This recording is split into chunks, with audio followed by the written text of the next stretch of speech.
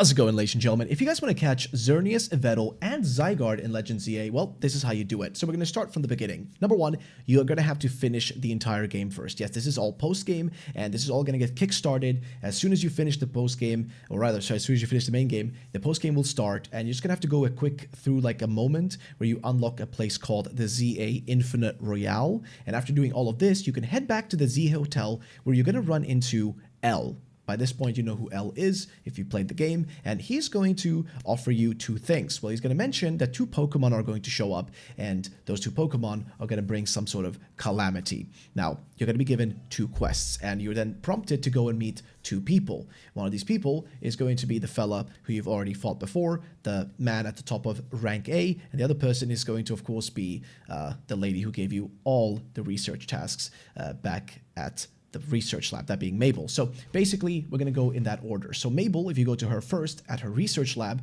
you'll meet her here and you can start this quest. She will request you to do the following. She's going to have you go to Wild Zone 3, 5, and 9. If you go to these wild zones, you're going to find different Pokemon there. In this order, if you go from 3 to 5, you're going to find the following. In Wild Zone 3, you're going to end up finding yourself a Wild Steelix.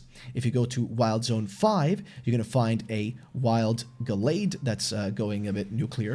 And then if you go to the last Wild Zone, it's going to be a massive, I think, Pangoro, if I'm not mistaken. Now, once you take all of these guys down, you can head back to her lab, and when you speak to her, she'll tell you that this Pokemon, Xerneas, is spawning in Wild Zone 11. If you go over to Wild Zone 11, it's going to be pointed out to you exactly in this grass patch where it's located. Now, you can take it on, battle it, and take it down. You do have to catch it, though. It is a must catch, so you don't have to worry about, like, you know, retrying for it. As for shiny hunting, I don't know if that is the case, like if it's shiny locked or not. I don't think anybody's necessarily confirmed it. You can always try if you want to try to save for it and see if it actually ends up being shiny. I don't know. It's just, you know, it's up to you. However, that's the first task. The second one is, of course, we have to go and get our hands on Yvetal. Now, for this, we're going to have to talk to someone else. Like I said, we have to talk to Grisham. Now, Grisham, of course, if you do not know, the guy on rank A spots, the man we had to take down. Now, if we speak to him, he'll tell us that we're looking for Yvetal. But to find Yvetal, we have to again go over to Quasartico. Here we meet with Vinny, and Vinny is going to tell us something important, which is that he's developed a machine that lets you take on Rogue Megas in a simulator. You're going to have to then take down several Rogue Megas, starting with taking down Victory Bell.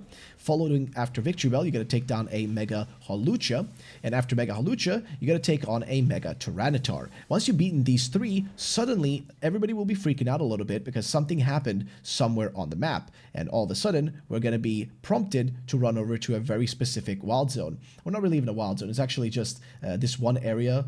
I think it's called like Rouge Sector 2, like right around there. You'll have a prompt to tell you to go there. So once you go to this place, at the top of the roof, you will find none else than Yvetal chilling there, and you can take him on in a battle. Of course, again, he's going to be a guaranteed catch, more or less, so you're going to get him no matter what. Don't have to stress too much about that. But once you have him, now you've completed essentially the quest of getting these two. However, now you may notice that there is no indicator telling you where to go next. Like, how do you get Zygarde? Well, it's pretty easy, actually. All you got to do is head straight back to the Hotel Z. Once you reach Hotel Z, a cutscene will play.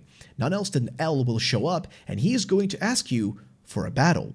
Now, in this battle, you're going to have to take him on and defeat him. He has a pretty strong team, so you're going to have to be really prepared for this one if you're going to do it. Now, if you actually end up defeating the guy, well, Zygarde shows up. Zygarde seems to want to battle you. It seems to want to have some kind of duel with you.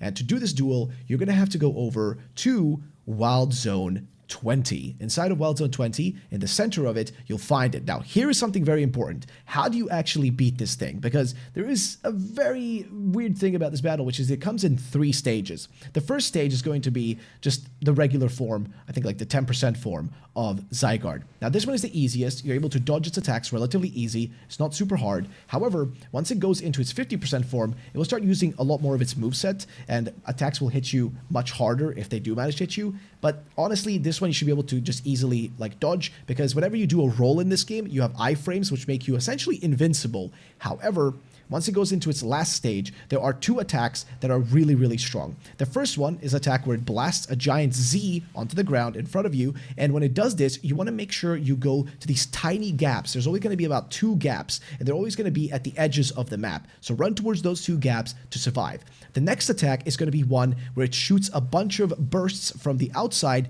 inwards and then outwards and then inwards again. It does this about like 2 times, this attack, like it goes back and forth like twice like that. And when it does that attack, what you want to do is you want to roll through the incoming attacks back and forth. That's the only way to survive it. Now, once you've done this, you're going to be able to take down the Zygarde. You're going to be given its core. You're also going to be given the Zygarde itself. It's going to join your team.